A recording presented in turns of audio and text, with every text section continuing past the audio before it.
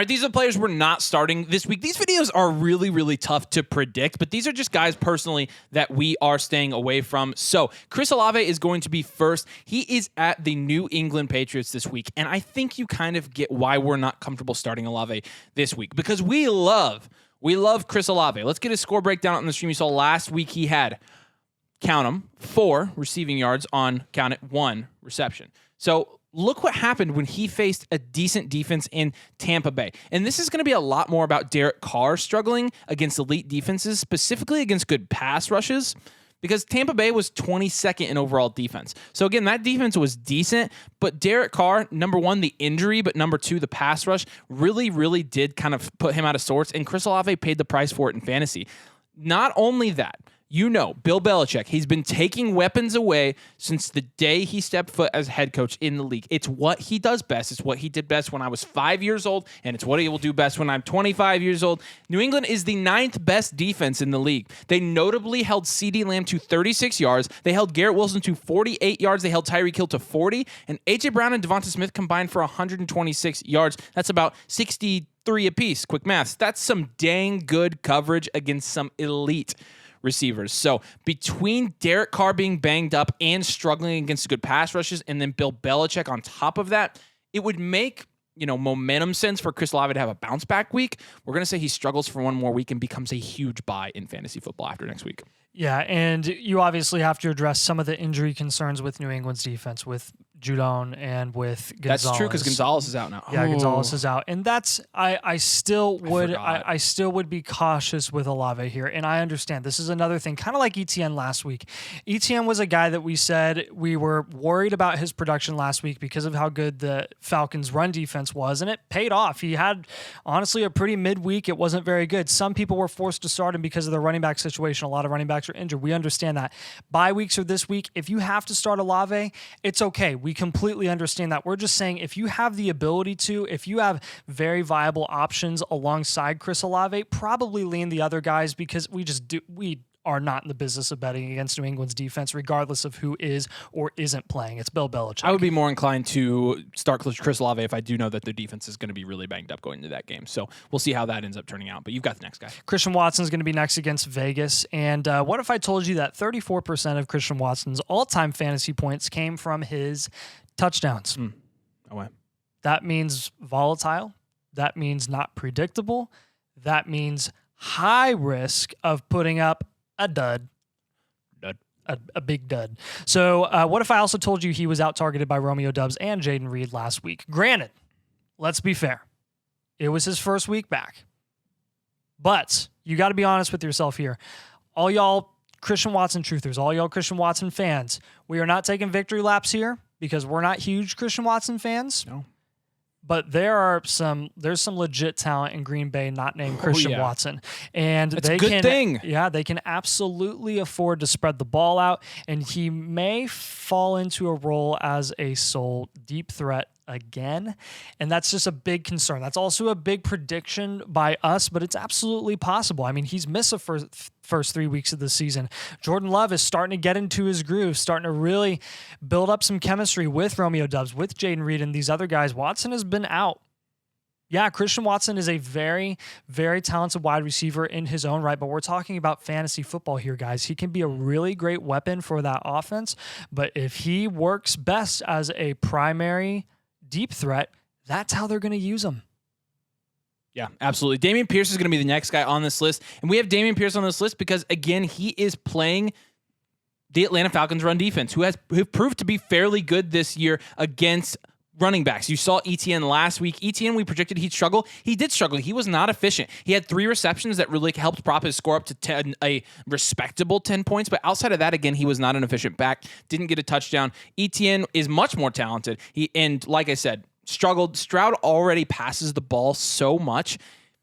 I mean, it makes all the sense in the world for Stroud to lean on his receivers this game, and that's absolutely what we're going to be betting on here. We're going to bet that CJ Stroud continues to throw the ball at a very high rate and that he continues to not really target Dameon Pierce. So look at Dameon Pierce's targets through the first 4 games of the season. In week 1, he had 3. Week 2, he had 3. Week 3, he had 3. In week 4, he had 2. So this is a guy that when he's not efficient on the ground, he's not really scoring at a high clip in fantasy. Looking at week 1, 3.45 yards per carry. He only had 6.7 points. Looking at week 2, he had 2 yards per carry. That's 2 of them. That's like from the end of the desk to the end of the desk. That's not that far. 5.5 points. Then you're looking at 2 yards per carry in week 3. He did have 14.9 points, but he had a touchdown. So that's going to help his score as well. And then last week he had 3.3 yards per carry, and he had 11 points. So that was respectable, but playing against a Pittsburgh defense that was honestly not a bad matchup for him at all. So what's our point here? Number one, Dameon Pierce has been wildly inefficient this season. Wildly. Almost like Dameon Pierce isn't a good running back. That's really interesting to me. What? But especially this week against a good run defense, we're not comfortable starting him. He's not going to get targets to prop his bad efficiency up. We predict the Atlanta will shut him down, and we are not comfortable starting him in our flex spots this week. Yeah, another running back we're not comfortable starting, and I know this is tough, guys, because it is hard to come by running backs right now in this day and age and these early weeks of the fantasy season of 2023 because everyone's injured. But don't worry, Jonathan Taylor and Saquon Barkley are coming back, and Eckler. Third straight week, Rhamondre Stevenson will be facing a top NFL defense. It's going to be rough going again.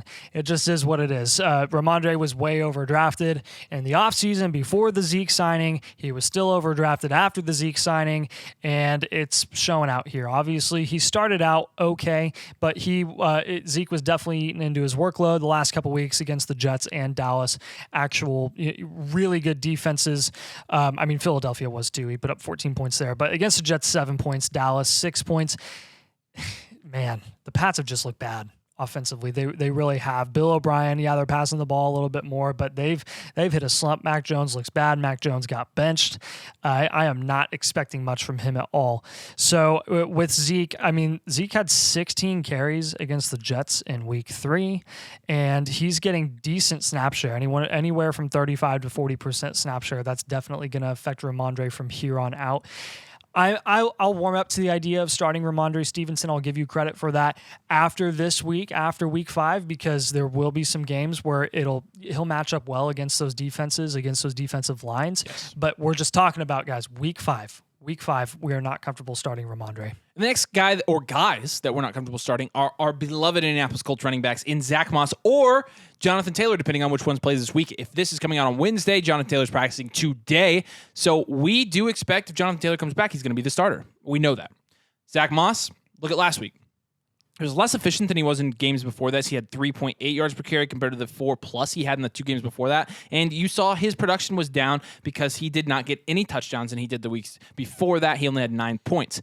They're playing a better run defense in the Tennessee Titans this week. Tennessee is 10th in run defense on PFF this year, and they are 4th in rushing yards allowed with only 70 per game. Number one, if Jonathan Taylor comes back, he's not going to be a start anyways because you're going to see him get back into playing shape, get back. This is a guy that didn't do anything in the offseason. Nothing. With a brand new offensive system. So granted, it's running back. It's a running back, but yeah. and running backs will take into that quicker. But again, with Jonathan Taylor, we're not going to be comfortable starting him anyways. But even Zach Moss, this is a good run defense. Zach Moss is not talented enough to overcome this.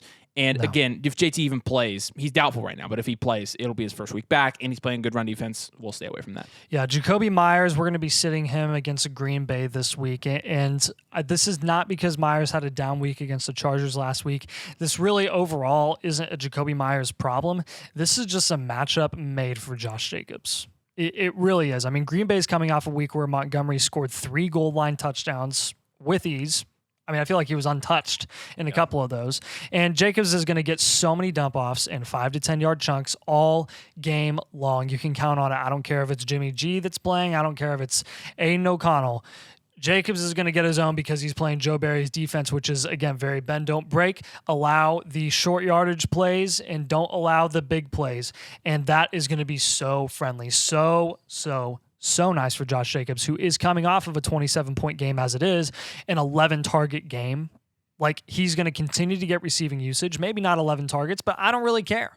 This is just a matchup made for Jacobs. This could be start Josh Jacobs, but as much as it is, sit Jakobi Meyers. But we're not going to say start Josh Jacobs because you have to start him every week anyways. So with Meyers, again, not a talent question. We think he'll rebound after this week against the Packers eventually because he is very talented and in a nice situation.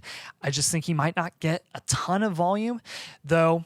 If Devontae Adams is out next week, which is possible. He'll probably be questionable. He was banged up. He did come back and play against the Chargers at the end of that game, but that is something to keep an eye on. And obviously, if Adams isn't starting, you'll want to totally ignore this and just start Jakobi Meyers. I know you're thinking, how can you not start the RB3 on the year in Kyren Williams? Well, Kyren, we admittedly, like I said, he looked great so far this year. The Eagles have the best run defense in the league. Not to mention, Stafford was injured Sunday. He could literally barely walk. It was a hip thing.